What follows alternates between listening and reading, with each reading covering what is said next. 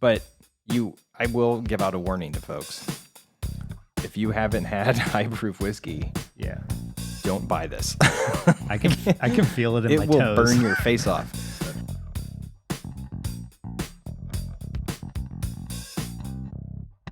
So next up here is the High West, and I have a story about the High West. I don't know if you want to pour some in Tyler's glass or not. So I'll let Tyler's a big boy. I'll let him pour for himself somewhere there. So I went to a little nerdy science training camp in Salt Lake City about 4 or 5 years ago. Actually, probably close to 6 years ago. And I stopped in. I went to Park City, and I went into the High West Distillery, and they had a special release of a light whiskey. And at the time, I hadn't heard anything about a... I was about to say, how did you get your hands on this? Because High West stuff is usually in high demand. Yeah, and I had no idea what light whiskey was, but the rep told me that... So the story goes that they used to source a lot of their products from MGP, right? Right. Rendezvous Rye, Midwinter Night's Dram, some of the others, they all got there. And the story is that they were going through these warehouses and they were picking some of these barrels for those, and they stumbled across some of these really old Seagram barrels of light whiskey. And at the time, they were 13 years old. Nobody had looked at them in years. And so they were like, you know what? I bet that's interesting. Let's crack it open and try it. And they did, and they loved it. They immediately said, this is different than anything I've ever tasted before. And so they decided they wanted to bottle it. So they brought it in, they bottled it. They proofed it down to, let's see, this one is 46, so 92 proof. And I'm pretty sure that's what the other one was as well. Their first release was 13 years. Mm-hmm. That's the one that I originally bought. I absolutely loved it. I drank 2 bottles. I bought both of them. They were $99 in the gift shop. Brought them home. This one is their second batch. This one is a 14-year. Okay. So this is batch number 2. It was released not too long ago. I don't know. But I got this from, I told Jonathan Richardson today I would give him a shout out. So he was my mule for this product. So that's where I got this one. So this smells a little bit different to me. Like it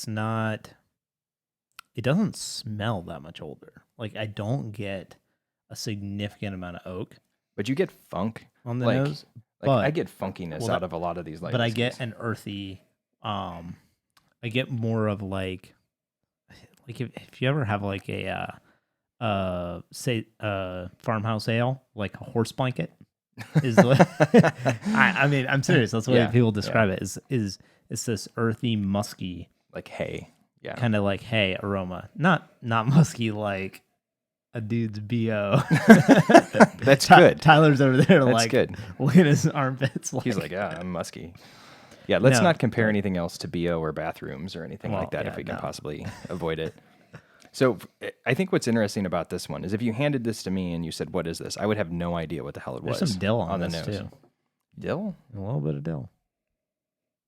Did you eat a pickle before we did the show? No. Oh, man. I'm just really sensitive to dill. So you're sensitive to dill and coconut. Yeah. So I need to get except a coconutty, dilly. Except I like dill. I don't like coconut. But oh man, that's delicious. All right, so I need to drink it because I've just been smelling it, just huffing it. So right off the bat, I would love to have batch 1 side by side with it, but from what I remember, this is maybe a little bit more aggressive than batch 1. Batch 1 to me was just straight up marshmallows, like fluffy marshmallow clouds with graham cracker. Like it was amazing. This to me is a little bit more on the leathery side. It's a little bit more aggressive, but it still has that backbone of sweetness that I really like. Yeah. Yeah, there's actually, so you do get more of the oak coming through on the palate. And actually, I would say that's kind of the only thing that's a little bit disappointing to me about light whiskey is there's almost no aroma. Like they really don't hardly smell like anything. But there's definitely more vanilla on this one. I would agree. I would not probably, I wouldn't call this one as marshmallowy as the other one. The other one to me, like the marshmallow and the graham cracker stood out more. Whereas this one, it feels more vanilla, more oak, leather. I mean, and there's a little bit of a citrus note to it, like a bright lemony citrus to it, almost like a lemon peel. But it's still really damn good. I think based off of memory, I prefer batch 1 a little bit over batch 2. But well, that's good because I prefer batch 2, so you can just leave the bottle with me. But you don't have batch one. You haven't tried batch one. You don't know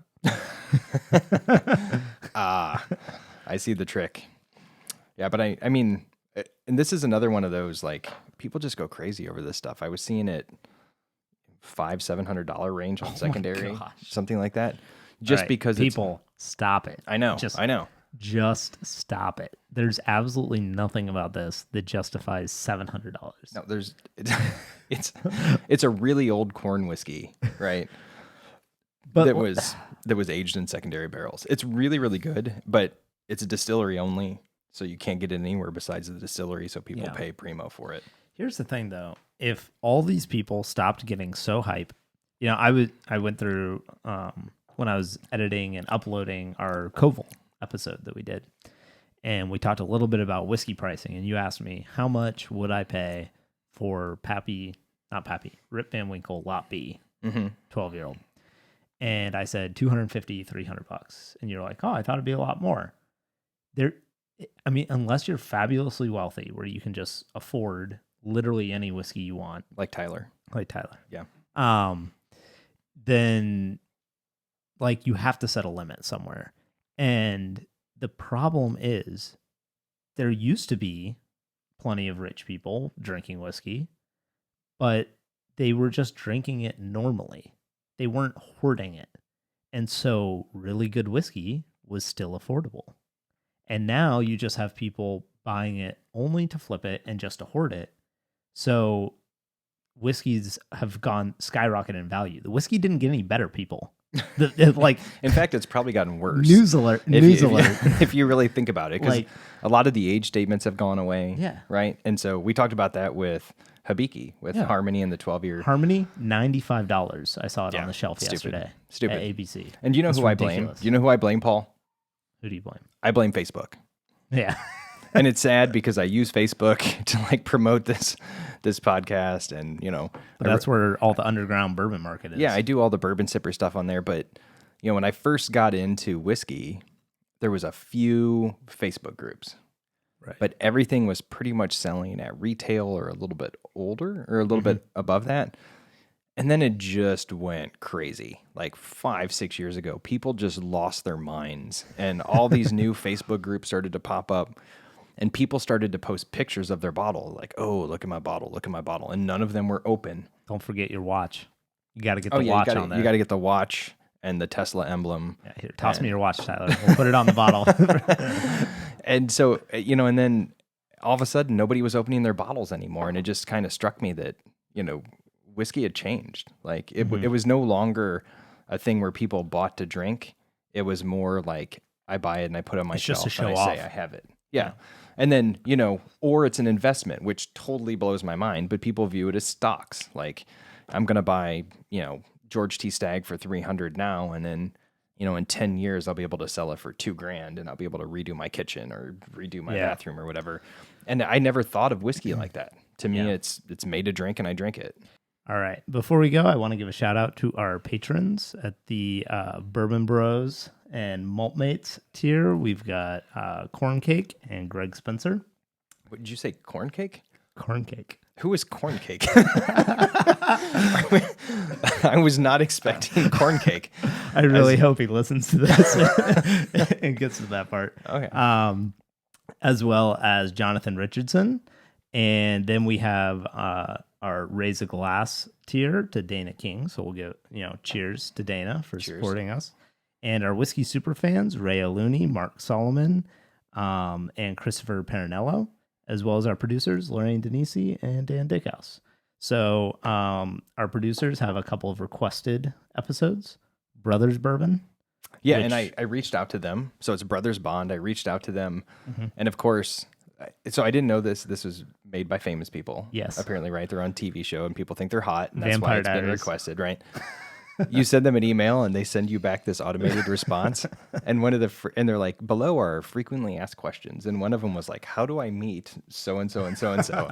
And the answer is essentially no. You're not, you're not going to meet them. You're not going to get to talk to them on email. But I'm trying to get them to send us a bottle because it's not available in Florida. So we'll see what I can do. All right.